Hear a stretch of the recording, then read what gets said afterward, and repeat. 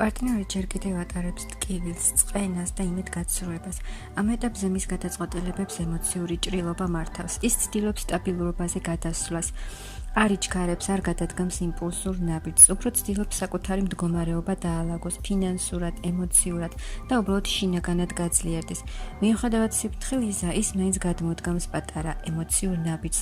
ეს შეიძლება იყოს მოგწეროთ, ინტერესის გამოხატვა, შერიგების მინიშნება, მაგრამ ეს იქნება ძალიან ფრთხილი.